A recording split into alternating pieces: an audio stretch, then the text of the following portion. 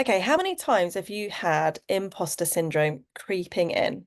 Now, if you're watching this or listening to this, I guarantee at least once, if not multiple times in your business, you have felt that imposter syndrome creep in, telling you that you're not as good as somebody else or that you're never going to be good enough, and all of these negative thoughts. Now, imposter syndrome is actually good and bad.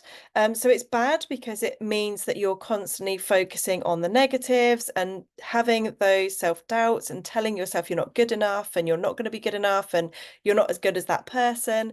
So that's negative because when you're focusing on that side of things, it can really knock your confidence and it can just make you feel like you're not good enough, basically. Um, the plus side is imposter syndrome means that you are already in the worlds of people that have achieved something that you desire. So it can show up as almost like a jealousy thing, but actually it's really good because it's showing like what is possible for your business. So when that imposter syndrome creeps in, one exercise that's really good to do is to actually write down all of those thoughts, all of those limiting beliefs that you are telling yourself repeatedly of why you're not good enough. Like maybe you're not as experienced, maybe you haven't had as many clients, maybe you've not been doing things as long as that other person. All of these limiting beliefs.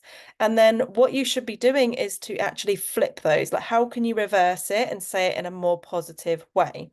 Because how we speak about ourselves, the things we say to ourselves, we probably would never say to other people. And yet we do it to ourselves all the time. And imposter syndrome is one of those big things that can really knock your confidence and take you off track of reaching those next goals.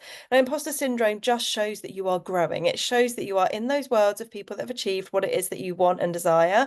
And that is so good because it's showing you what is possible. And that's what we want to see. We want to see what is possible and be inspired by those people, not feel like we're not good enough because everybody is at different stages of their business. So that person you're comparing yourself to may have been doing their business way longer. They might have had more money to invest in the growth of their business. Maybe they've got a whole team behind them. Whatever it is that you're comparing yourself to, you cannot judge where they're at now with where you are because you just don't know what their journey has been in order to get to where they are. And their journey will be very different to yours. So write down your limiting beliefs and flip those into a positive. How could you actually tell yourself those things in a more positive way? So maybe you're telling yourself that you don't have enough experience, or maybe you're saying to yourself, you don't have enough clients.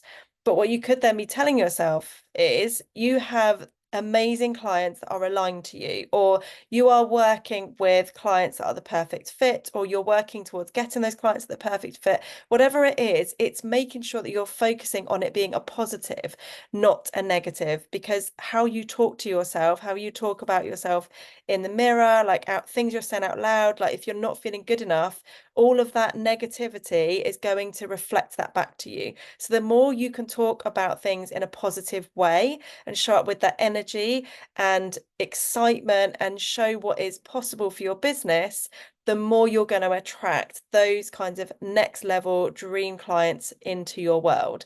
So do this exercise. If you haven't already done this, make sure you write down those limiting beliefs and reframe them. If you need any help with this, do drop me a DM. I'm more than happy to help you.